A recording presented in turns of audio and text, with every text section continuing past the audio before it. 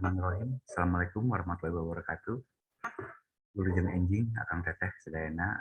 Selamat pagi semua. Kita masuk ke sesi ketiga pelatihan berbasis kompetensi, yaitu eh, asesor level 4. Baik, untuk mempersingkat waktu, saya izin share screen. Baik, Akang Teteh, kita masuk. Ini pengantar pelatihan berbasis kompetensi jenjang kualifikasi 4 kelompok asesor. Baik, konteksnya sama semua ya Kang Teteh ya, bahwa 4 kompeten pelatihan berbasis kompetensi di masa pandemik dan era 4.0, dan pentingnya proses asesmen dalam PBK, karena dalam pelatihan berbasis kompetensi itu harus dipastikan bahwa peserta pelatihan itu kompeten ya. Jadi melatih sampai kompeten ya. Konsepsinya adalah pelatihan yang memberikan peserta pengetahuan, keterampilan, dan sikap yang dibutuhkan untuk mendemonstrasikan kompetensi dalam hubungannya dengan kompetensi industri yang sudah ditentukan dan ditetapkan. Nah, pelatihan ini yang sudah kita adakan bulan Januari kemarin, yaitu pelatihan untuk pelatih atau training of trainer, mampu melatih dan membuat program pelatihan, termasuk rencana, kurikulum, silabus, K3-nya bagaimana, ininya juga ya, sarana prasarananya berkaitan dengan bahan, peralatan, dan seterusnya ya. Ini di TOT. Kemudian di tahun kemarin lagi kita pernah menyelenggarakan pelatihan manajemen of training atau training officer course.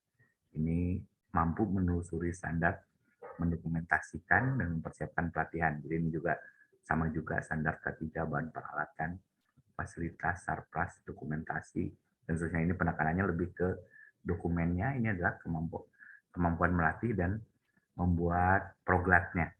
Nah, kalau ini mendokumentasikan, di sini juga termasuk fasilitas ya. Fasilitas itu berkaitan dengan ruang dan waktu. Ini akan berbeda sekali pelatihan daring atau luring, indoor ataupun outdoor ya. Apakah di gunung, di dalam laut, di mana, ini akan sangat berbeda sekali. Baik, nah kemudian untuk yang mendemonstrasikan kompetensi itu adalah asesor. Intinya adalah mampu menilai, memastikan, dan membuat soal-soal ujian atau instrumen ya. Jadi ini, dan juga memvalidasi. Jadi ini yang disebut tanggung jawabnya besar, karena memutuskan seseorang kompeten atau tidak kompeten. Kalau untuk jenis-jenis pelatihan yang tidak berisiko tinggi ya, apalagi untuk yang di level-level yang masih sifatnya di bawah pengawasan seniornya gitu ya, di tempat kerja itu masih nggak begitu bermasalah. Tapi begitu kita pelatihan yang sifatnya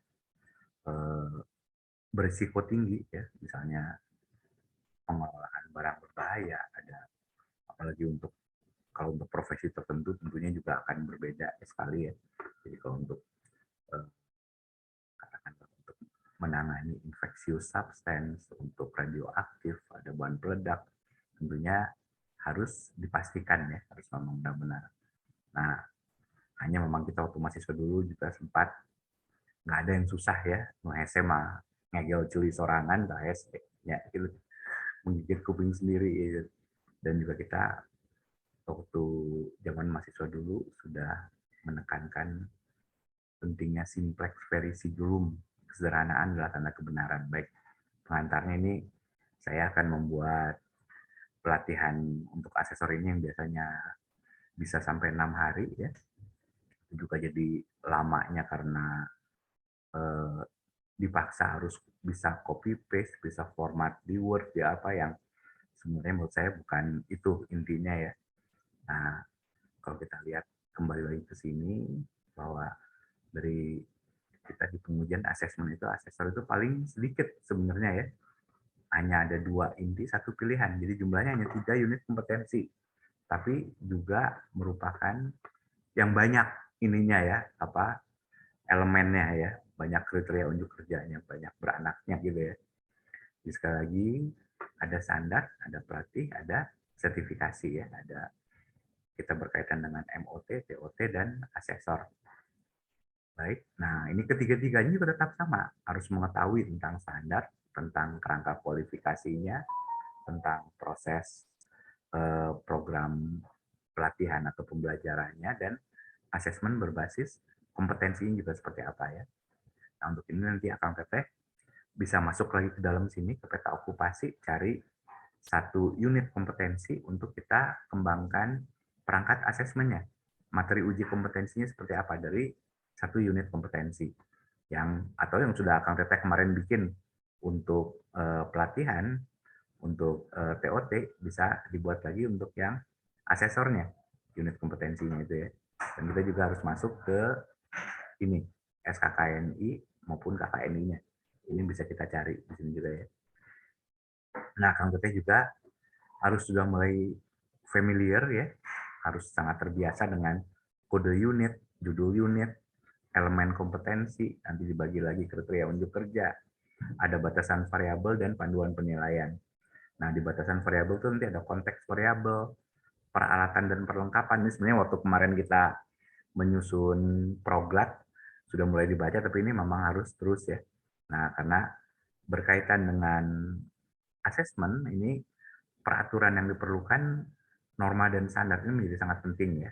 Ada beberapa profesi yang memang harus memenuhi kriteria norma dan standar tertentu ya.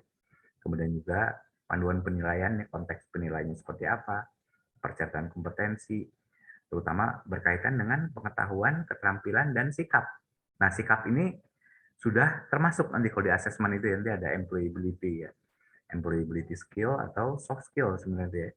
Kemudian ada aspek kritis. Nah, aspek kritis inilah yang harus paling dicermati.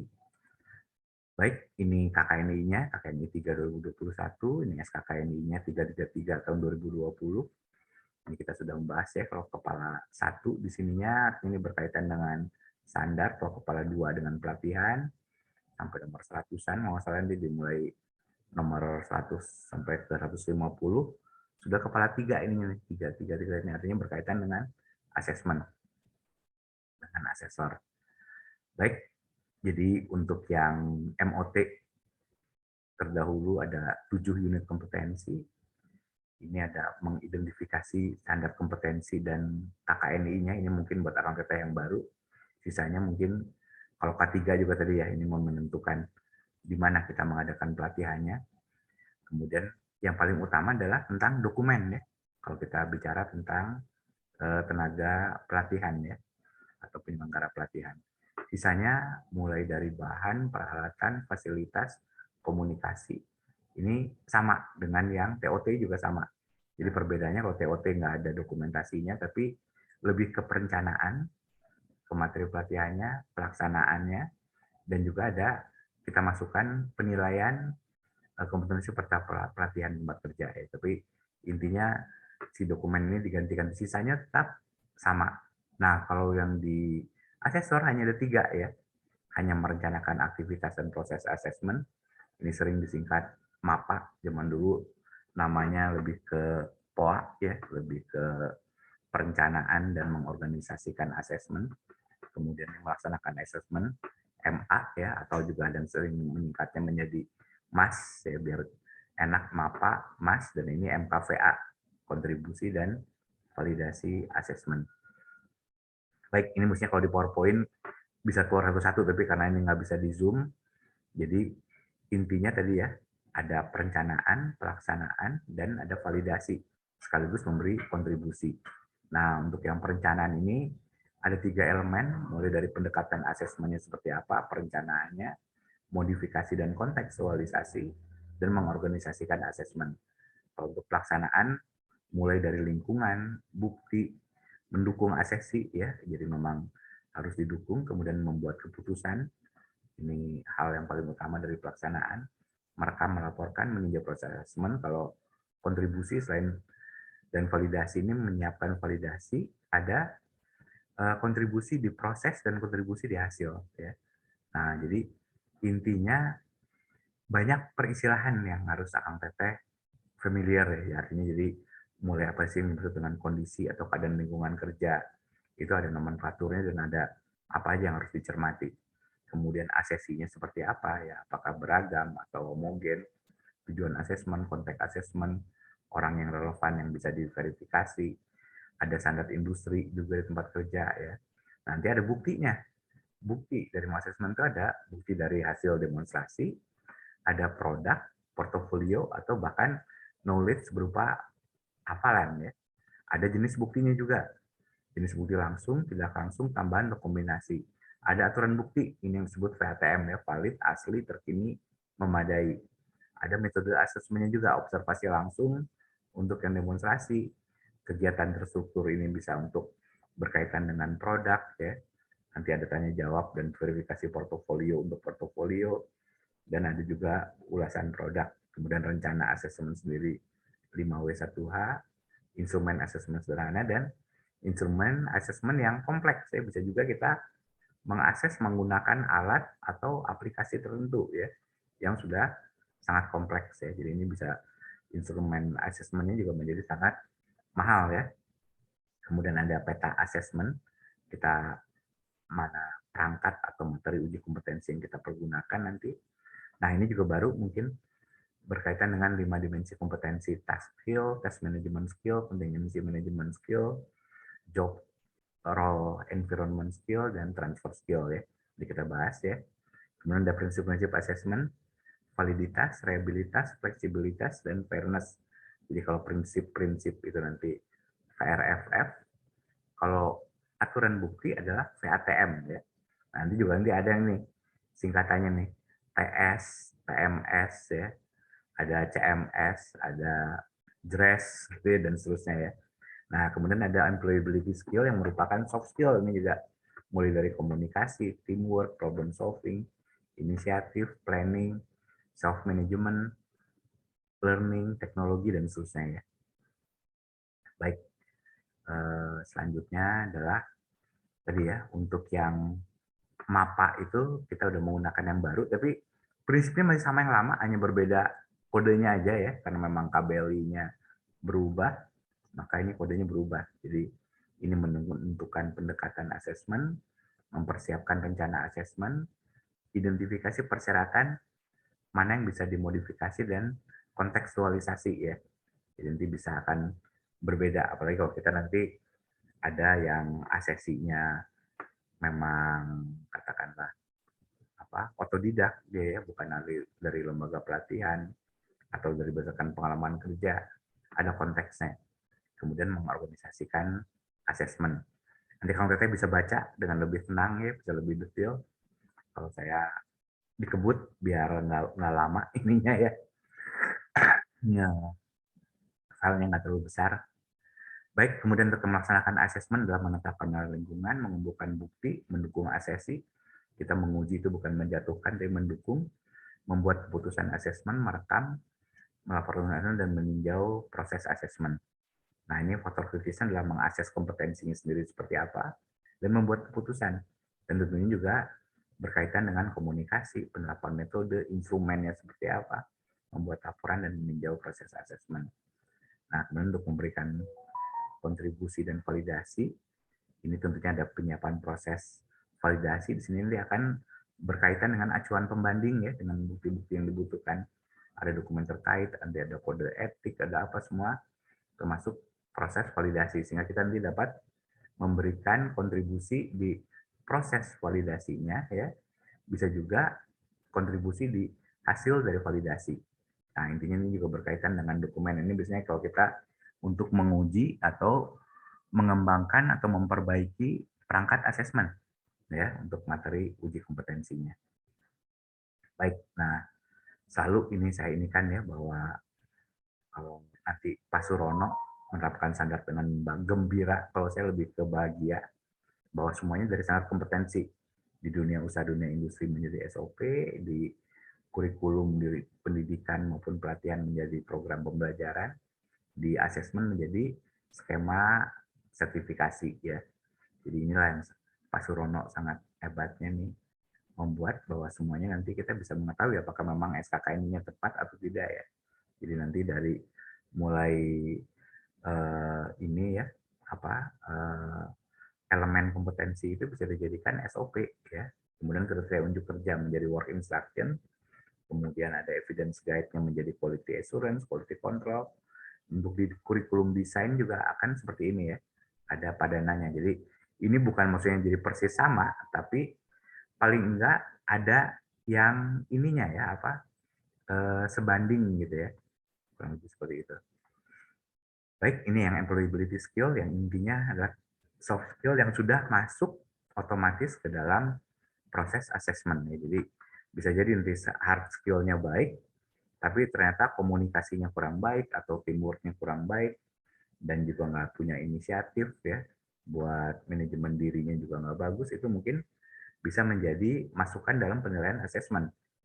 Baik, nah ini yang baru juga berkaitan dengan dimensi kompetensi tadi, test skill, test management skill. Nanti Akang Teteh harus membuat pertanyaan yang mencerminkan kelima dimensi ini ya. Nah, pertanyaannya seperti apa?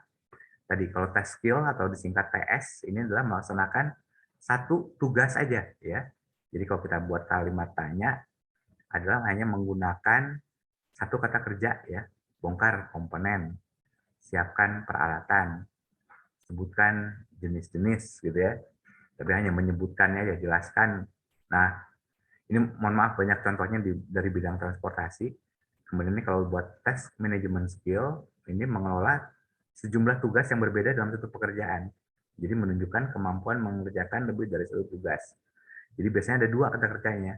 Lakukan pengecekan dan perbaikan. Gunakan perlengkapan pelindung dan peralatan. Ya. Nah, terus bagaimana misalnya kalau kita nanti ada jelaskan dan bagaimana melakukan pekerjaannya, dan sebagainya, intinya ada dua kata kerja buat mudahnya ya. Nah, kalau untuk contingency management skill adalah kemampuan merespon dan mengelola ketidakteraturan dan masalah-masalah dalam pekerjaan rutin ya. Jadi ini cirinya kemampuan menangani suatu masalah ya. Jadi ada bila remblong maka apa yang akan Anda kerjakan, apa yang akan Anda lakukan misalnya seperti itu ya. Bila tidak ada, nah jadi ada kayak gitu nih. Nah, dalam kendaraan yang Anda tangani bila pada saat di saat pincang atau dan seterusnya ya. Baik, kemudian ini ada job role environment skill, singkat JRES ya. Kalau tadi CMS, ini JRES.